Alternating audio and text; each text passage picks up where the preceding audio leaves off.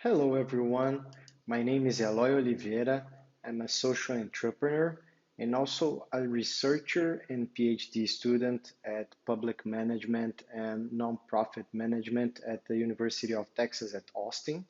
And I'm here to share with you some lessons from the South to talk about how nonprofits, foundations, and NGOs are helping the government to innovate in Brazil. Brazil is a big country. States and local government have been suffering from lack of resources for the past few years, which actually got worse during the pandemic. So these places are really struggling to deliver public service, and to tell the truth, they have a really hard time to innovate. Besides that, the Brazilian population has no trust on their government. They think government is corrupt and public servants are not delivering what they were supposed to do. And during the past few years, we see a growing wave of innovation coming from the outside, so coming from foundations and NGOs and other actors on the nonprofit community. Uh, One of the first cases I would like to share with you is the Brazilian Public Spirit Award. So this is an award that was created in 2018 with the objective of recognizing and celebrating the best public employees in the country. The award was created by a group of NGOs. So it's an award that comes from the outside of the government to recognize the talents within. And it was based in several other international benchmarks, such as the SEMIS Award, organized by the Partnership for Public Service in the US, also the Global Teacher Award that is organized by the Varkey Foundation, and the Integrity Idols, that is another international award organized by the Accountability Lab. Uh, how the Brazilian Public Spirit Award works. Public employees, they have to be nominated for the award, or they can self-nominate. So they can basically apply for the award. They fill a huge form telling about their career, what they did during their work, and those applications, they go through a first jury that analyze the applications and see if they fulfill the minimum requirements. They receive points. Every application receives points, and the top 10 application, they go for a smaller jury of really well-known and renowned people like former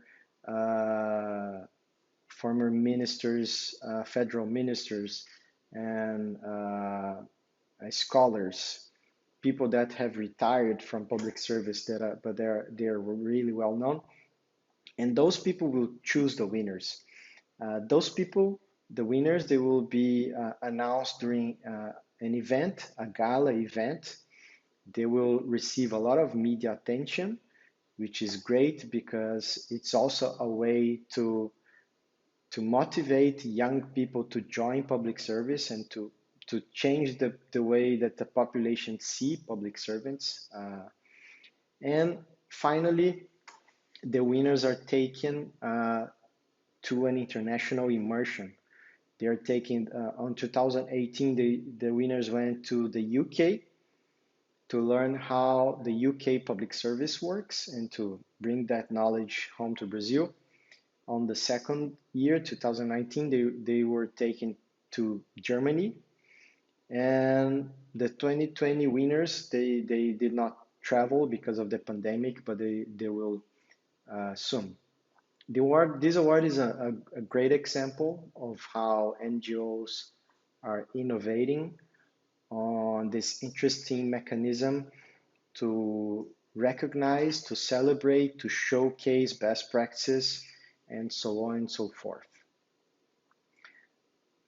The second example I would like to share with you is about guaranteeing that government has the best possible people working to solve the most important issues. In 2018, a group of four nonprofits, Republica.org, the Lehman Foundation, the Brava Foundation, and the Humanize Institute, decided to start a program to help state governments select the best possible people for political appointee position. A lot of time, the governors they don't find the right people, and they do not know how to select people from outside of government for those political appointee positions. And basically, they can appoint anyone. There are no rules about capacity, about knowledge, about years of experience that people should have. So these four NGOs, they decided to sponsor a really strong selection process for these government positions, and they signed up with seven different state governments in Brazil, and they did an amazing work. Basically, they organized 44 rounds of selection to fill 288 positions that were opened. They received over 14,000 applicants. Between those, they selected 272 positions, which is 94% of positions filled. So it was quite successful. And with that, those four NGOs, they proved that yes, you can really high competitive and select based on knowledge and criteria for key positions within government. They did that.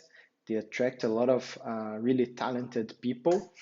And the idea now is to find ways to internalize that knowledge within those seven governments, and also to spread that idea around Brazil, and to try to improve the way that government selects people for political appointments.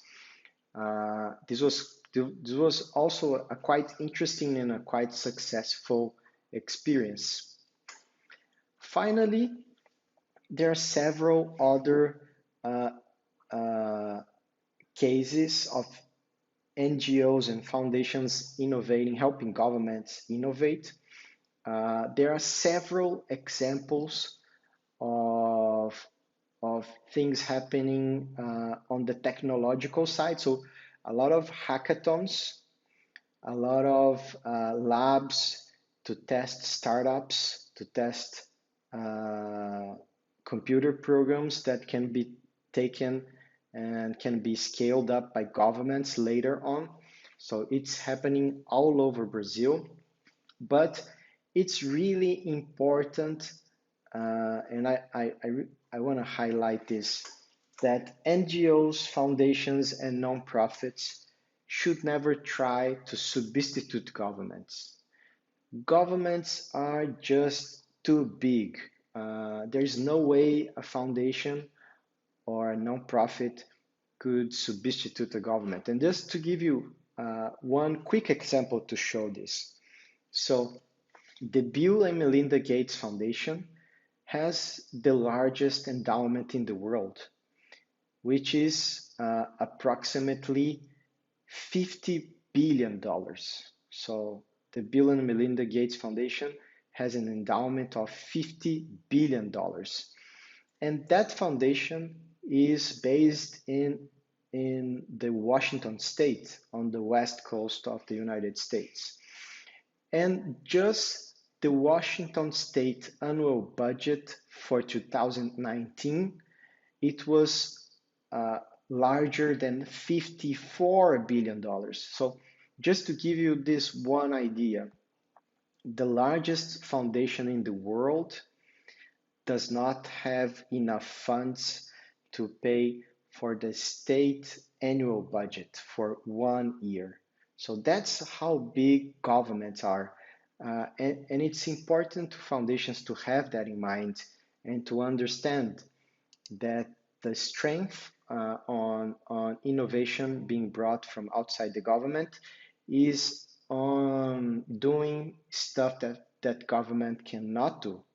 So government is really risk averse. It's really hard for a government to invest money on something that is probably gonna fail.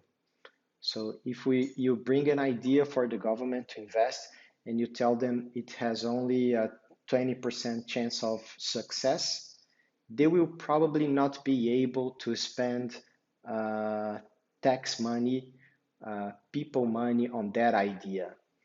So foundations, NGOs, and nonprofit, they can do that. They can be bold. They can experiment on a smaller scale, even if there is only a 20% chance of success. And after they test it and after they succeed, they can take that proven and tested idea to government so the government can scale up. So, and it's really important to have that in mind. These are just a couple of examples of how nonprofits are innovating in Brazil and helping governments in Brazil. There are other examples around the world, and I'll be happy to discuss this topic further with you. So I'm leaving here my email so we can get in touch and talk more about this subject. Thank you very much.